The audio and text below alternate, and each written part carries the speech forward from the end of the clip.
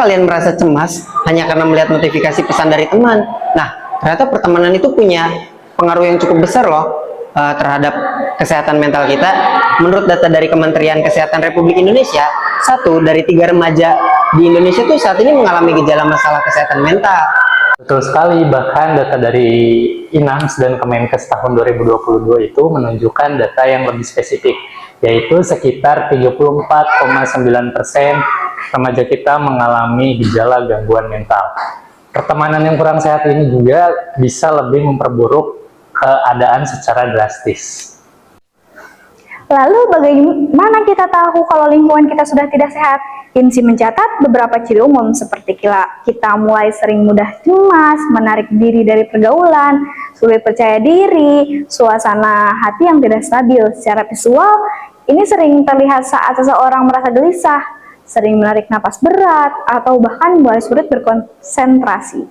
Seringkali dalam sebuah circle yang tidak sehat, saat kita mencoba menceritakan masalah kepada teman-teman, teman-teman tuh justru menertawakan, ada yang sibuk dengan main HP, terus ada yang mengabaikan cerita kita. Nah, akibat dari itu tuh bisa membuat rasa tidak aman saat bercerita, seperti yang dijelaskan oleh Sigar Laki dan Nurvin Kania dalam risetnya. Kita merasa ada dalam tekanan emosional yang berat dalam pertemanan tersebut.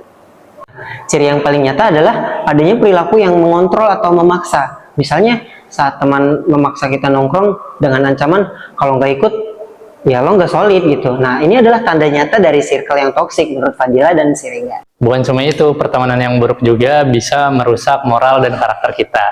Nah, contohnya itu ketika teman memaksa kita untuk bolos kelas. Nah, jika ini terus terjadi, seseorang biasanya akan mulai mengisolasi diri, memakai earphone terus-menerus, dan kehilangan semangat karena merasa terjebak. Dampaknya fatal jika dibiarkan. Prestasi akademik bisa menurun karena fokus terganggu. Bahkan resiko depresi bisa meningkatkan menurut Kemenkes. Nah, karena itu juga kita bisa mengalami stres berkepanjangan hingga burnout akademik karena merasa lingkungan tidak lagi mendukung. Tapi tenang, kita bisa keluar dari sana. Nah, pertemanan yang sehat seharusnya membuat kita merasa didengar dan dihargai, yang pada akhirnya meningkatkan kesejahteraan psikologis kita. Tips konkret yang pertama yaitu adalah pilih circle yang positif dan saling menghargai. Kedua, berani berkata tidak jika ajakan mereka bertentangan dengan prinsipmu.